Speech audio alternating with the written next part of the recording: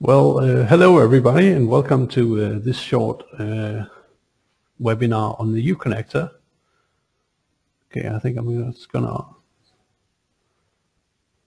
share my webcam, see if... all right, there I am.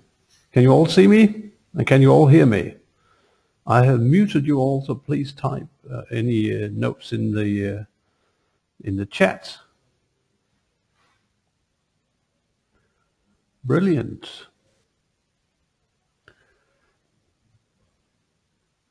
Well, it looks like pretty much everyone is here, and let's get started. First off, my name is Jesper, and I work for uCommerce, and we have this new product called the uConnector, and I'm going to give you a short introduction to what uConnector is and what you can use it for. And first off, what is uConnector? uConnector is a framework that we have... okay, there's one who can't hear anything. Others say they can hear, so I think the connection is okay in my end.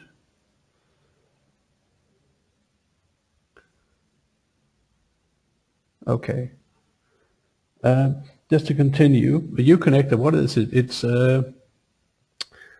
well, it's a framework for helping you to do all the integration parts that you do, that's involved integrating data from one system into another, and basically transferring data from outside systems into other systems. A typical example would be getting data from a CMS, no, excuse me, an ERP system, getting product data from an ERP system into a web shop, for example, and getting stock updates back in from the web shop back to the ERP system.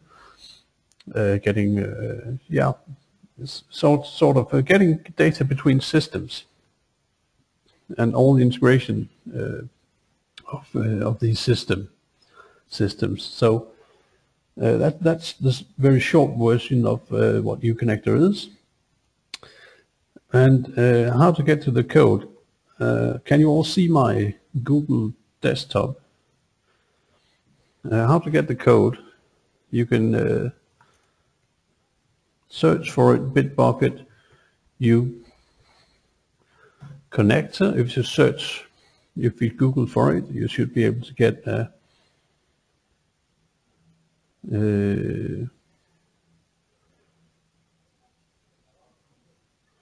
Google link. Okay, I think I'm gonna get on another internet cable here.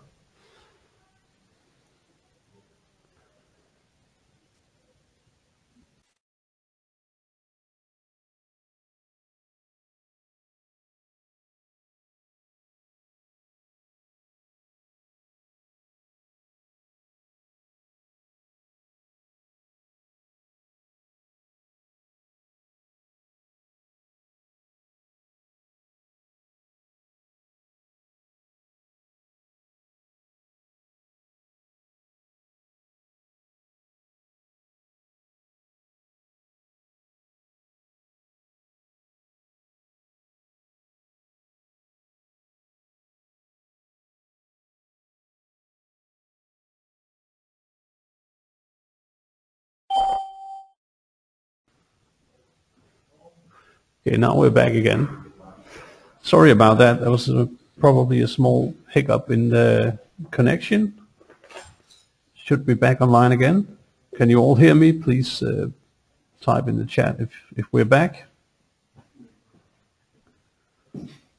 Okay. Good. Sorry about that. I was just talking about how to get the uConnector. And one thing you can it's on Bitbucket, the uConnector. If you search for Bitbucket uConnector, you can get to the uConnector samples, and here you can you can download the samples. I have done that and extracted the zip file, and we're going to take a small look at what's in the zip file. There's a document, there's a doc folder with the manual, and there's pretty good information in there, so we're going to look into that. There's a library with all the third-party requirements, and with the down here the uConnector files themselves. There's some uCommerce. It's not needed for that, but for some of the examples, the uCommerce version is there as well. There's a source code for the sample project. We're going to be looking into that in just a little while. And tools goes here, nothing in tools. So that's it. A good place to start is the uConnector manual. It will give you an overview of basically a little bit more detail about what is uConnector, how it's built up, all the components in it, the architecture of it. But the basic principle of uConnector is to taking data from one system and putting it into another system. So whenever you have a kind of integration project where you need to connect two systems, uConnector could be something that you could use. And there's some terminology here about what tasks and what tasks and operations and how it's all set up. We're going to go into a little bit more detail about that a little bit later on. Yeah. Yes, let me see what I need to do. So I'm going to talk just briefly about some of the main benefits of using uConnector. One of the main benefits is that if you do a lot of these integrations, you know that you need to always set it up as some kind of a service, so that it runs, it gets restarted if the machine reboots and so on, and you need to do some kind of scheduling to make sure that it runs at specific times, specific points in time, every hour, every 2 hours, once a day, and so on and so forth. And with uConnector, installing it as a service is going to be very, very easy, and setting up the scheduling part of it is also extremely easy. That's all been taken care of by the framework. So yeah, so those are kind of the things, those are the main points. There's also, if you have an operation that you run and you're reading data from a system, and then you need some kind of proof that you've received it, or some kind of a receipt that you received it, so that you see what kind of data you receive. There's help for that in the framework as well. Yeah, basically take a look at the dog. It's pretty good. There's all sorts of stuff about getting started, and yes, how to set it up as a service. It's quite easy. It's built on top of Top Shelf, so some of you might know that framework already. So basically, you can just get the uConnector server access and say install to it, and then it will install as a service. You can use all the normal Top Shelf command line arguments as well if you want to have a different instance name and so on and so forth. So installing it as a service is extremely easy, and you can uninstall it again, of course, as it is. I'm gonna jump right into some of the code. Yeah, I'm just gonna get rid of all these open files. So, and get this out of the way. If we could take a look at, I've been told I need to probably do a screen zoom or something like that.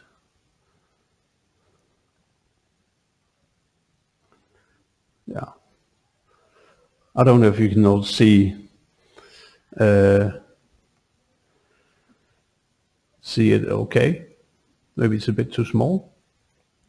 But inside, great, looks fine. Inside the samples, there's it's the basic structure is here that you have. There's a uCommerce folder, and that is simply for some of the samples here that are related to uCommerce. There's nothing in uConnector that itself requires uCommerce, so you can run uConnector completely independent on anything, basically. It's just itself. The main thing is you have a task folder, and in that task folder we can configure the tasks that we want the uConnector to run at specific times. You can define as many as you can in here. There's a section in the document about how to set up the path for this task. That's basically in the app config. There's a path where you set where to look for tasks. So in this sample, there are 6 tasks, different tasks that are set up with an operation. So an operation is something that you can run as a task. I'm going to show you a little bit about, have a very simple operation, how that is set up. Yeah, yes.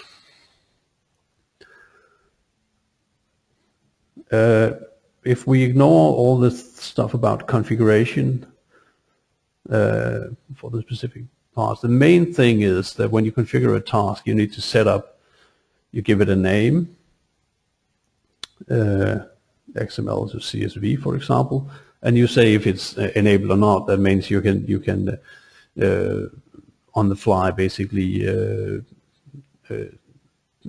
activate and deactivate these operations once it's running. Then you point it to a type.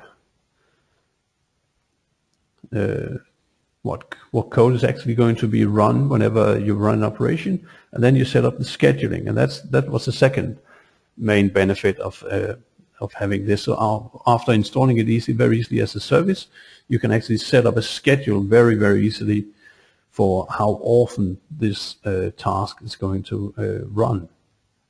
And in this example, it's going to run every 5 seconds. Now this this type of scheduling setup might be strange to you, but if you Google cron, I think you will find that it's quite easy to set up your own very specific scheduling for every. If you want to run it every hour, every minute, or so on, every day. Basically, the first part of this is every seconds. This is the minutes, hours, days, and so on.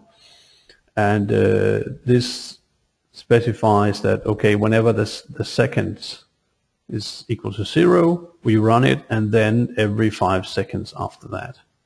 It's pretty simple to get a feel for setting this up. So do yourself a favor and Google the cron setup, and I think you will find many examples where the scheduling is actually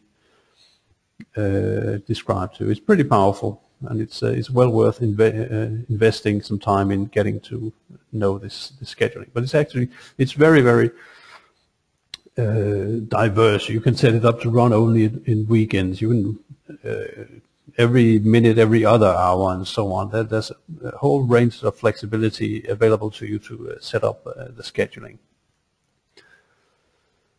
Okay, so that's basically what you need to set up an operation to run.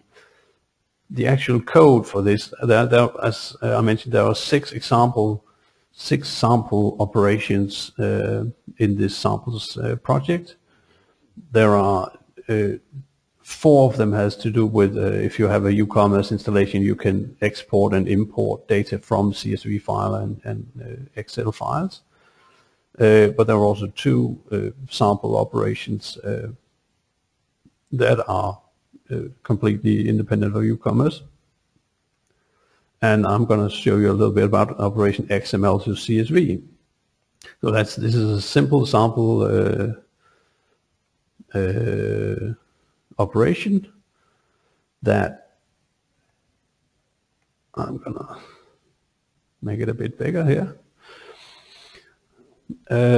where you can set up an operation. Now I'm just going to walk you through this in describing what it is. So when you build an operation, we have a fluent interface to building up these operations. And the basic structure is that we have receivers, we have transformers, and we have senders. So receivers are responsible for receiving data from an outside system. Transformers can transform that data, and then senders can send it to system B. All this is described in much more detail in the documentation, and I advise you to go there and look at some of the more some more details of it. But it's basically a fluent interface. So you start out by having a fluent operation builder, and you say I want to receive, and then you give the type of the receiver as a type argument. So this is a built-in type that you can read file from a local directory, and there's further fluent stuff. We have indented it just like this to clarify that with option it's actually part of the receive, and this actually makes us able to go back to set up data for these files from local directory. And I can say, okay, I'm looking for patterns for files ending in XML, so I'm only looking for XML files. But this is actually an example where we set up a receiver, and we can configure it. So all the configuration that is general for this operation we can put here. If there's oh, sorry, my bad. If you look at the configuration file, there's actually a configuration section for that same receiver, where I can specify parameters for it that is specific to this task. So I could set up another task using the same operation but looking in a different directory and with different search option and all sorts of different options. So there are two places where you can configure these operations. One is in the operation itself, then it's common for all operations, all the tasks that you build on top of this operation, or you can put it in the config file and do it specifically. I could have put this pattern equals star.xml. I could have put that into the config file, but I know with this operation I'm always only looking for XML files, so I put it in here. And to really understand and read this type of operation, it's quite important to follow the types, the .NET C# types that are involved here.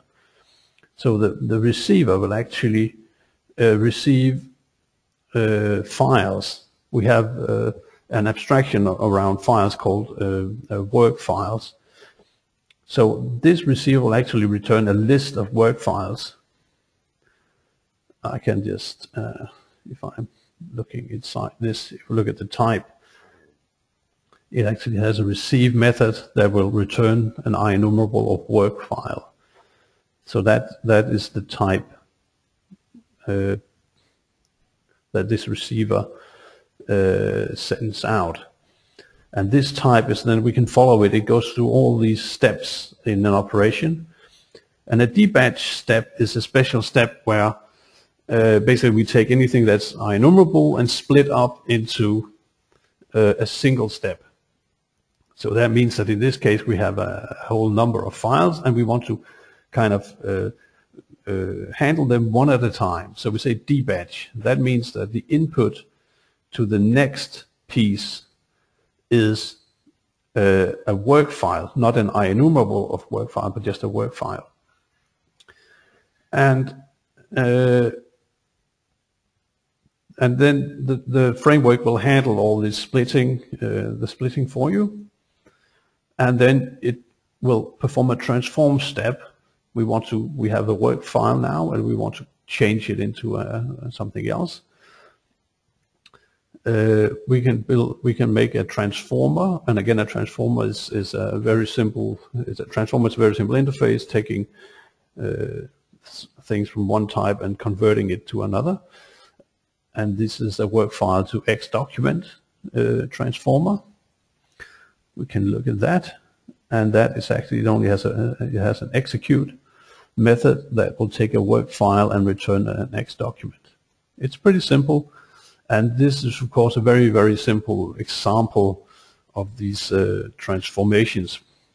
The main point of this is basically that if you structure your operations in this way, you will have the opportunity to very easily reuse these different transforms and these different receivers and so on and so forth. And this is also, this example of course is very simple, but it really goes through all of the different things that this framework can do. So the transform itself, it will take the work file and return the next document. Please note the naming convention. I think it just makes it very easy to read what's going on if you have a type A to type B type transformation. Yeah, and then we have a debatch where you actually you can add a transformer to a debatch step. It's kind of a shorthand. I could have said transform X document to X elements and then have a debatch for that, but that's a shorthand. It's more concise. So we again split down the X document into X elements, and then we transform an X element to a CSV row. And then this is another part of it, the framework. Now we have all these CSV rows, and we want to put them back together again. And the framework can now batch it again, batch them back together and handle them 10 at a time. I can give a size here saying 10. I could have chosen to have a no parameter, which means they will just at this point the framework will gather all the CSV rows and pass them on into the sender. In this case, it will, if there's more than 10 lines, it will get the first 10 lines, get that to the sender, get the next 10 lines, put that to the sender, get it, and so on and so forth until there are no more lines. And then the last step here is the sender. And this is where we have transformed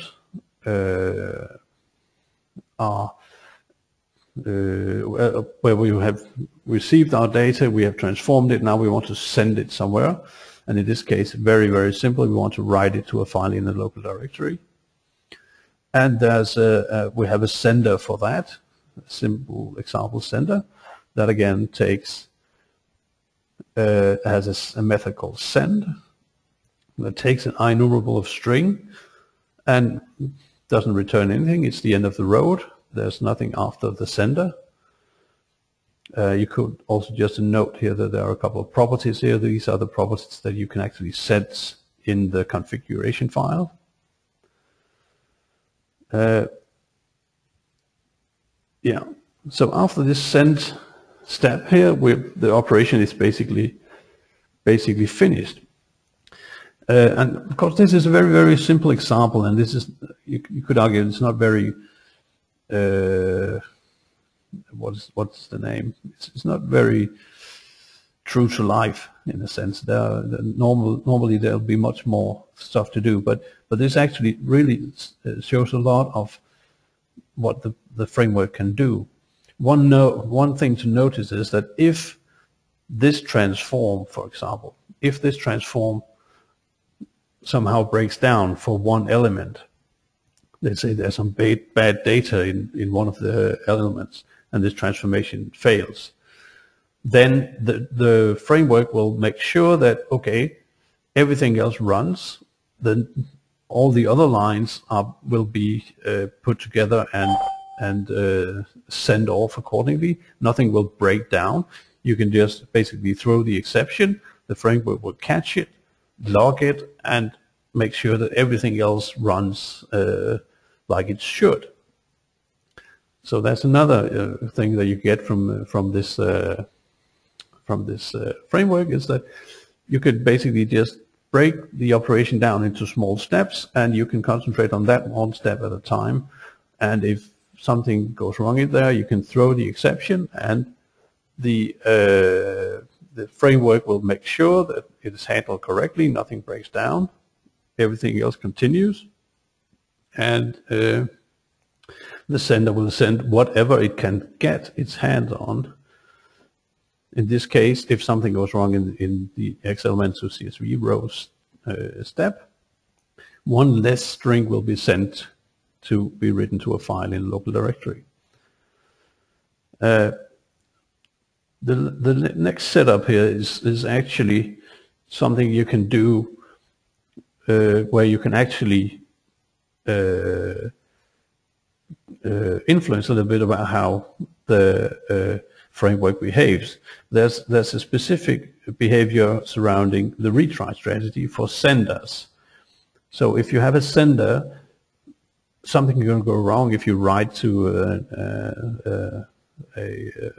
if you need to write stuff to an external system. The system might be busy, you can't get through, something might go wrong. So here you can specify a retry strategy, and you can implement a very simple retry strategy. I'm just going to show you what a retry strategy looks like. A retry strategy is simply an implementation of an retry strategy. It's a very simple interface that will give you, it will call you whenever an exception happens in a send step. It will call the retry strategy if you have specified one, with the number of how many times has it failed, and you can return should I retry or not. So in this case, if it's the first time, this retry strategy will simply sleep for 10 seconds, return true, try again.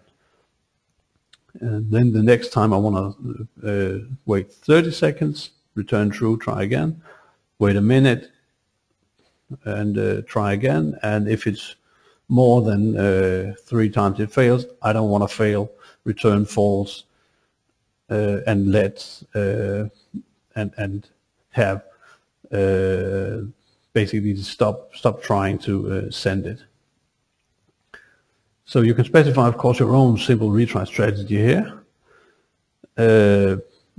Another thing that's happened that the framework does for you, it monitors all these different steps and figures out if something goes wrong. First of all, it will log everything.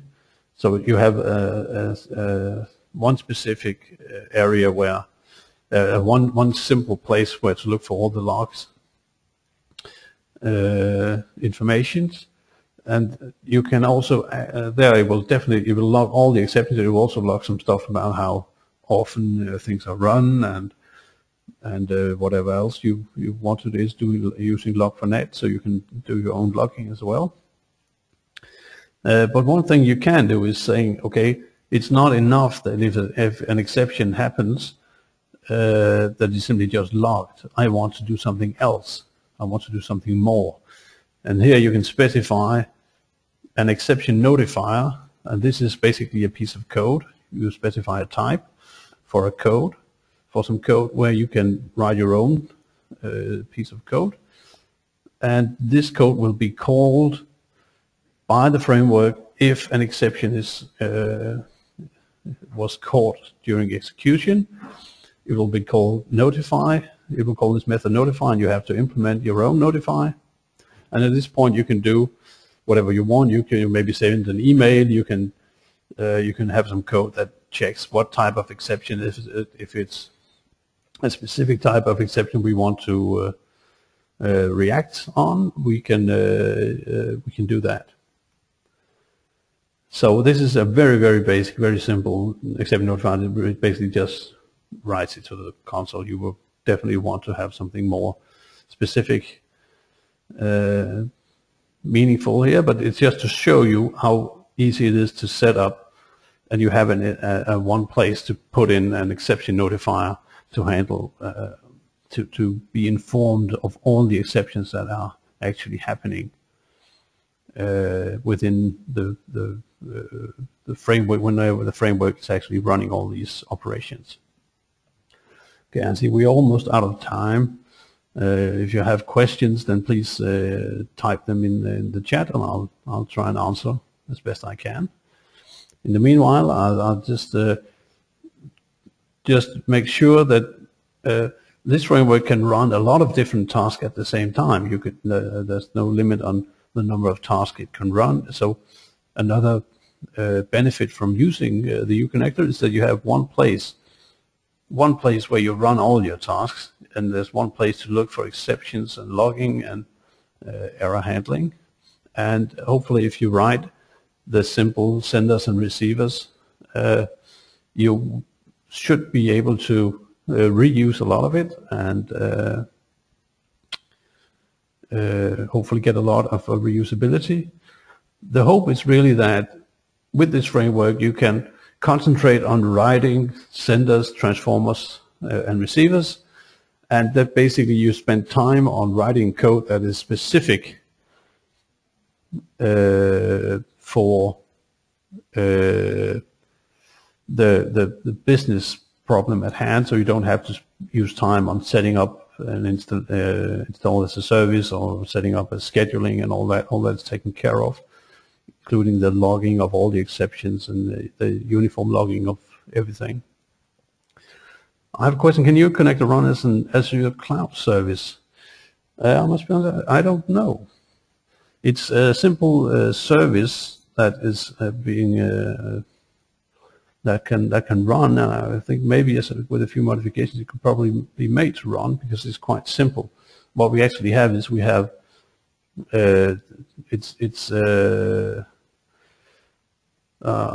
what should I say? It's the real complex stuff is a lot of the one that makes everything go is actually the Top Hat shelf installer, and we have an implementation of that. So if that can run as an Azure cloud service, then uConnector can do this as well.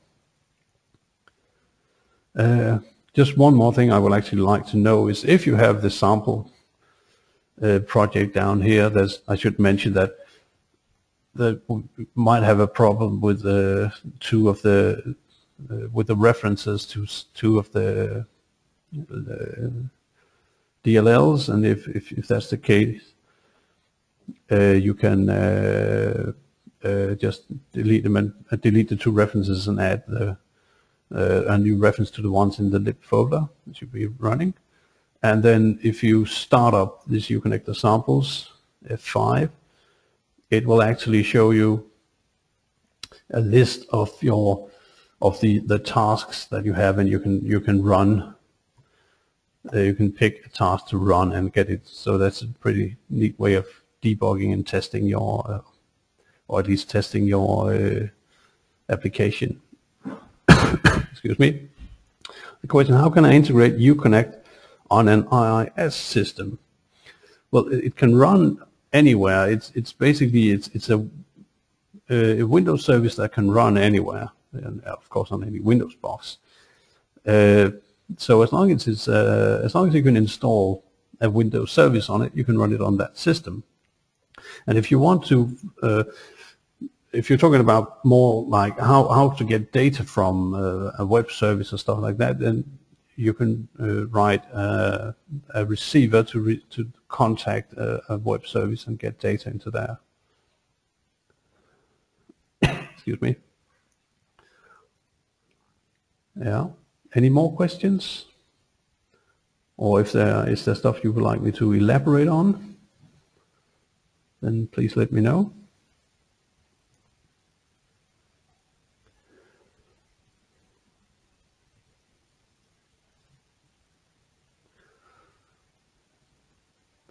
Well, doesn't seem to be any more questions. Just before I go, thank you for listening. There's a bit more. There's more stuff to the uConnector, and this is basically what I can fit into a 30-minute slot. Actually, a bit over time as well already. But please take a look at the documentation. There's there's a bit more documentation. We have there's a whole bit about how to make sure that you save a copy of the incoming data from receivers that I haven't even touched on today.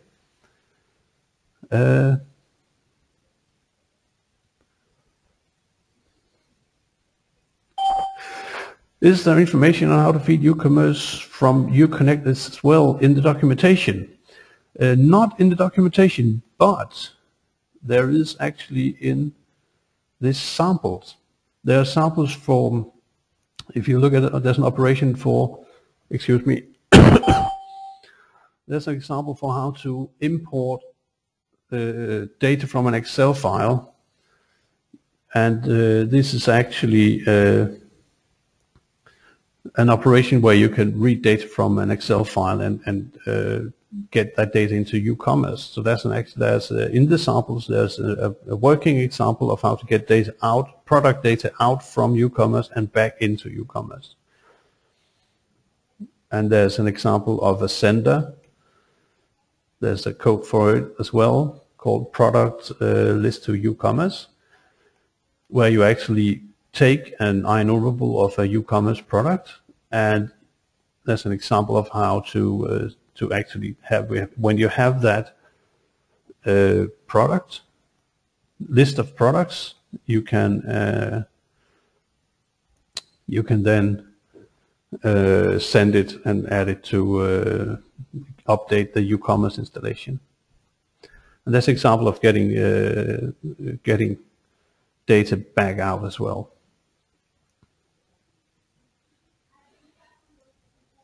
Yeah. Any more questions?